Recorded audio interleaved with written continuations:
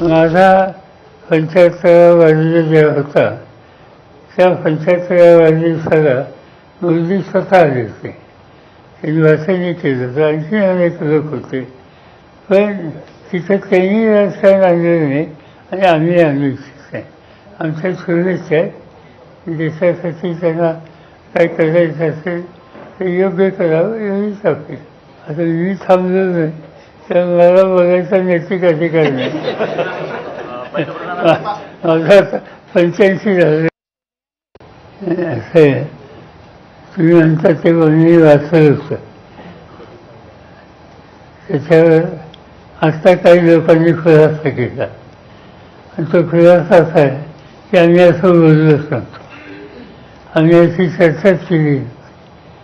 ठीक आहे, कशाला आपण त्याच्याबद्दल नाही म्हणतात. आपण वाचलं होतं, तुम्ही छापलं होतं ते आम्ही वाचलं, पण ते म्हणतात नाही. ठीक आहे, आनंद आहे. सामाजिक सलोखा जपा, सामाजिक वीण उसवू देऊ नका असा सल्ला शरद पवार आणि अजित पवारांनी दिलाय. काल बीडमध्ये बोलताना अजित पवारांनी माणूसही हरवू देऊ नका असा सल्ला दिला, तर आज शरद पवारांनी पत्रकार परिषदेमध्ये एकीची वीण उसवू देऊ नका, कटुता कमी करा, सुसंवाद वाढवा असा सल्ला दिलाय. शरद पवार आणि अजित पवारांचं सामाजिक सलोखा या विषयावर सध्या तरी एकमत झाल्याचं दिसतंय.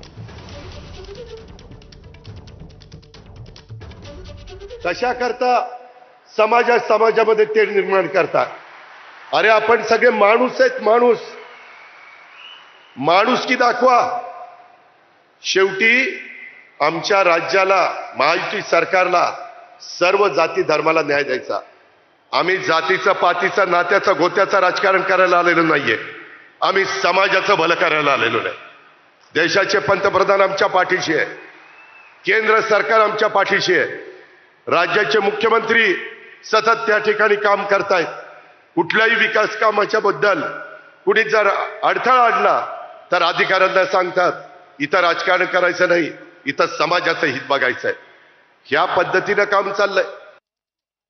आपल्याची एकीची वीण हे उचलून देऊ नये ही भावना सगळ्यांचीच असणार, त्याच्यात काही वाद नाही.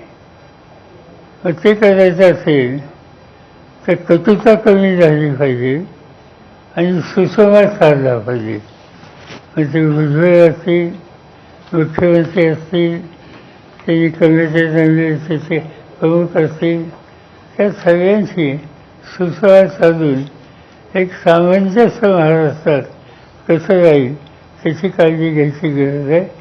कारण या प्रश्नावर गावागावामध्ये कटुता आणि संघर्ष हा महाराष्ट्राच्या दृष्टीने घातक आहे. तर या दोन्ही नेत्यांच्या या विधानाची चर्चा होत